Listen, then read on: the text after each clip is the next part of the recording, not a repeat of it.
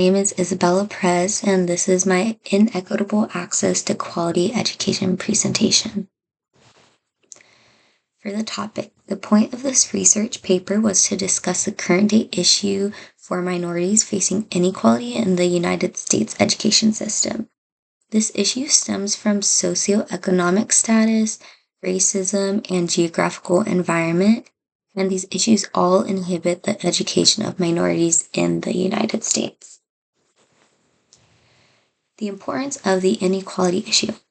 What makes this topic paramount to understand is to create more discussion surrounding the problem so as to make it more apparent for those who are unaware that this issue is still present, and ultimately create reforms to change the education system to enhance education of minorities. And not only would making a change help minorities, but it would also help future generations to have less of these issues. Inequalities of education through socioeconomic status, SES. Socioeconomic status is known for the living standards one has. The correlation to education SES has is the living standards that a student inhabits.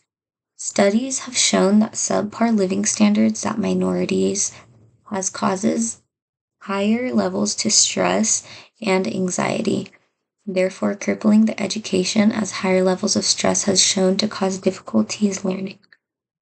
Financial instability that children with lower socioeconomic status show to have significant barriers in education for them. Overall, when people have financial issues, it impacts their lives in general, but with education, different opportunities are given to people that have more stability with their finances. Education inequality through racism, systemic race. Racism is a major factor into minorities' struggles with equality education, as studies have shown to have deep issues with education stemming from racism and systemic racism. Systemic racism is racism but rooted into the United States systematically, as the education system perpetuate discrimination towards minority groups so as to treat them unfairly. Public school funding gains a large contribution from property tax in the area, and a majority of minority groups live in areas that are valued low in price. Thus, the school that they would be attending would have less funding and a compromised learning education compared to those that would live in higher valued areas. Educational inequalities via children's geographical location. Minorities also deal with the geographical location that they spend their early years to worry over. The environment that children live in is a large factor into them getting stress, poor housing structure, and anxiety. This will carry with them even up to their early adulthood.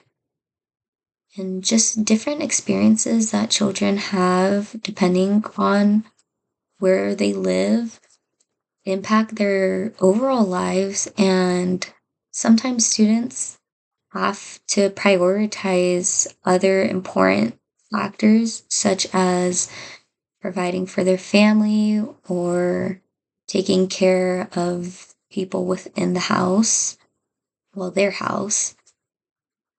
Statistic research has indicated that the vast majority of students that live in poor quality housing and overall poor living area are minority groups, where nearly 18% of African Americans live below the poverty line in comparison to white people who suffer approximately 8%, which suffer from the same issue.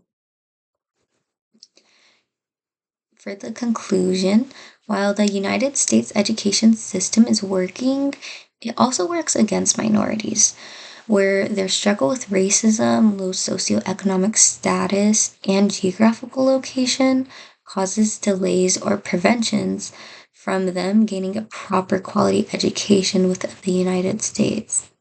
And this is why we must be more aware of the inequality within the education system, because not only does it affect minorities, but it affects the future generations as well.